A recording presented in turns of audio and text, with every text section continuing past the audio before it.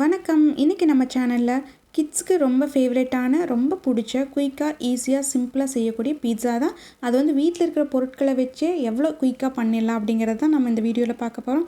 அதுக்கு தேவையான பொருட்கள் என்னென்னு பார்த்துடலாம். நான் வந்து 4 பிரெட் எடுத்திருக்கேன். கொஞ்சமாக ஆரிகானோ, கொஞ்சமாக மிளகுத்தூள், கொஞ்சமாக சில்லி ஃப்ளேக்ஸ் எடுத்திருக்கேன். வீட்லேயே நான் வந்து மிக்சர் ஜாரில் அரைச்சி எடுத்து வச்சுருக்கேன். இதில் வந்து அமுல் சீஸ் ப்ரெட்டு, இந்த பிளேட்டில் பார்த்திங்கன்னா மொசரல்லா சீஸ் நான் இந்த மாதிரி துருவி வச்சுருக்கேன். இதில் வந்து கொஞ்சமாக வெங்காயம், தக்காளி, குடமிளகாய், சிவப்பு குடமிளகாய், கொஞ்சமாக ஸ்வீட் கார்ன் எடுத்திருக்கேன். இது டொமேட்டோ கெச்சப். இதில் பார்த்திங்கன்னா sweet and hot chilli sauce எடுத்திருக்கேன். நம்ம இந்த பீட்சாவுக்கு வந்து பீட்சா சாஸ் ரெடி பண்ணிக்கலாம். அதுக்கு 2 spoon tomato sauce, 2 spoon hot chilli sauce எடுத்துக்கலாம். ரெண்டையும் மிக்ஸ் பண்ணி வச்சுக்கலாம். உங்கள் கிட்ட பீட்சா ஸ்ப்ரெட் இருந்துச்சுன்னா நீங்கள் அதை கூட நீங்கள் பேஸாக யூஸ் பண்ணிக்கலாம். இதை மிக்ஸ் பண்ணி வச்சிடலாம். வச்சுட்டு நம்ம எடுத்து வச்சுருக்க ப்ரெட்டை வந்து ஒரு இந்த மாதிரி மூடி இருக்குல்ல, மூடி வச்சு நீங்கள் ரவுண்டாக கட் பண்ணி எடுத்துக்கோங்க. இப்போ நம்ம எடுத்து வச்சுருக்க எல்லா ப்ரெட்டையுமே நல்லா கட் பண்ணி எடுத்து வச்சுக்கலாம். இப்போ எல்லா ப்ரெட்டும் ரெடியாக இருக்குது. இப்போ வந்து தோசைக்கல் வச்சுட்டு அதை லைட்டாக ஹீட் பண்ணிவிட்டு ஸ்விட்ச் ஆஃப் பண்ணிடுங்க. ஃப்ளேம் ஆனில் வச்சுக்காதீங்க, ஸ்விட்ச் ஆஃப் பண்ணிடுங்க.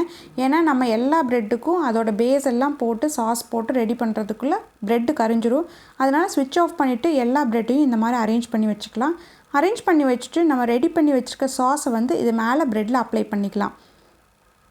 இப்போ எல்லா ப்ரெட்டுக்கும் நம்ம அப்ளை பண்ணியாச்சு. அப்ளை பண்ணிவிட்டு நம்ம சீஸ் ப்ரெட் இருக்குது பாருங்கள், அதை வந்து நான் சின்ன சின்ன பீஸாக கட் பண்ணி வச்சுருக்கேன். அதில் ஒரு ப்ரெட்லேயும் 2 பீஸ் நான் வந்து வச்சுக்கிறேன். இப்போ எல்லாம் ஸ்ப்ரெட்டும் வச்சாச்சு. வச்சதுக்கப்புறம் நம்ம எடுத்து வச்சுருக்க வெங்காயம், தக்காளி, குடைமிளகாய், அப்புறம் கார்ன் எல்லாமே கொஞ்சம் கொஞ்சமாக இதில் அரேஞ்ச் பண்ணிக்கலாம். எல்லாம் அரேஞ்ச் பண்ணிவிட்டு கொஞ்சமாக மேலே வந்து மொசரல்லா சீஸ் வந்து நம்ம ஸ்ப்ரெட் பண்ணிக்கலாம். உங்களுக்கு அதிகமாக வேணும்னா அதிகமான சீஸ் நீங்கள் ஆட் பண்ணிக்கோங்க. இப்போ எல்லாமே ஆட் பண்ணிவிட்டு இப்போ கொஞ்சமாக வந்து நம்ம எல்லா ப்ரெட் மேலேயும் மிளகுத்தூள் வந்து தூவி விட்டுக்கலாம். குழந்தைங்க சாப்பிட்றனால கொஞ்சமாக பார்த்து மிளகுத்தூள் சேர்த்துக்கோங்க. மிளகுத்தூள் சேர்த்துட்டு நம்ம வந்து சில்லி ஃப்ளேக்ஸும் கொஞ்சமாக நம்ம சேர்த்துக்கலாம். இப்போ ஆரிகானோ எடுத்திருக்கேன், அதையும் நல்லா ஸ்ப்ரெட் பண்ணிக்கலாம். ஸ்ப்ரெட் பண்ணிவிட்டு இப்போ ஸ்டவ் ஆன் பண்ணிவிட்டு ஒரு மூடி போட்டு ஒரு 5-6 நிமிஷம் வந்து லோ ஃப்ளேம்லேயே குக் பண்ணுங்கள். மீடியம் ஃப்ளேமும் வேண்டாம், ஹை ஃப்ளேமும் வேண்டாம், லோ ஃப்ளேம்லேயே குக் பண்ணுங்கள். இப்போ ஒரு 6 நிமிஷம் கழித்து ஓப்பன் பண்ணி பார்க்கலாம்.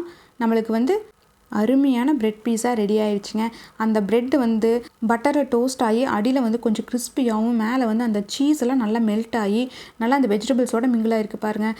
ஸ்கூல்லேருந்து ஈவினிங் வரும்போது இந்த மாதிரி கிட்ஸ்க்கு செஞ்சு கொடுத்து பாருங்கள். கண்டிப்பாக அவங்களும் விரும்பி சாப்பிடுவாங்க. எப்போவுமே ரெகுலராக ஒரே மாதிரி கொடுக்காம இந்த மாதிரி நம்ம வீட்டில் இருக்கிற பொருட்களை வச்சு இந்த மாதிரி ஈஸியாக செஞ்சிடலாம். நம்மளுக்கும் வேலையும் கம்மி. இந்த மாதிரி சிம்பிளான கிட்ஸ் ஸ்நாக் ரெசிபீஸ் எல்லாமே நம்ம சேனலில் அப்லோட் பண்ணியிருக்கேன். நீங்கள் ப்ளேலிஸ்ட்டில் போய் செக் பண்ணிக்கோங்க.